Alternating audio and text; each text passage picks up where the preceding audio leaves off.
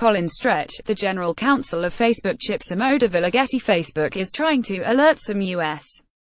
users that they fell victim to Russian propaganda during the 2016 presidential election.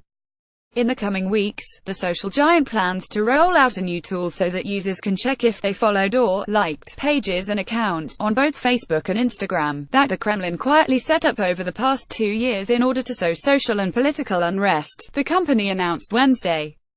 Only a slice of the roughly 140 million users who may have seen Kremlin-backed content on Facebook and Instagram during the 2016 election can take advantage of Facebook's new portal, which will soon become part of the site's help center. That's due in part to technical limitations, the company contends. But the move nonetheless comes as the tech giant tries to assuage its critics in Congress while further working to protect our platforms and the people who use them from bad actors who try to undermine our democracy. Facebook said in a blog post Wednesday. A mock-up of Facebook's new disclosure page. Facebook over a 2-year period around the 2016 election, Facebook said that about 29 million U.S. users directly saw content in their news feeds produced by the Internet Research Agency, the Kremlin's official troll army.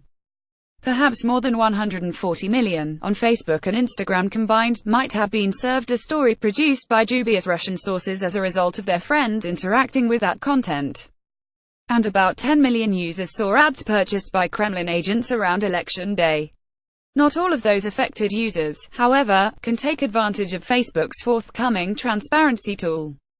The new disclosure portal only aids those who directly followed one of the accounts or pages set up by Russian forces on Instagram and Facebook, not users who may have seen Kremlin-sponsored content because their friends liked it and it subsequently appeared in their news feeds.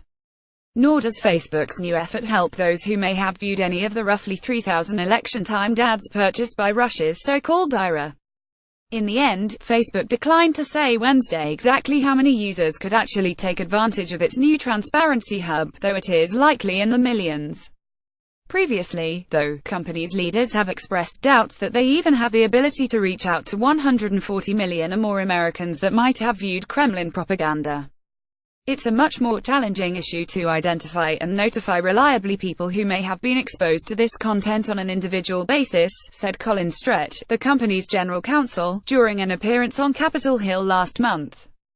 Stretch's comments at the time, and Facebook's announcement today, respond to lawmakers who have urged Facebook to proactively inform users who may have been affected by Russia's disinformation campaign. That list includes Sen. Richard Blumenthal, a Democrat, who wrote Facebook and its peers a letter in November stressing they had to tell their users if they may have been unwitting participants in the Kremlin's efforts. All three tech giants had until today to inform Blumenthal of their plans. Spokespeople for Google and Twitter did not immediately respond to emails seeking comment on Wednesday.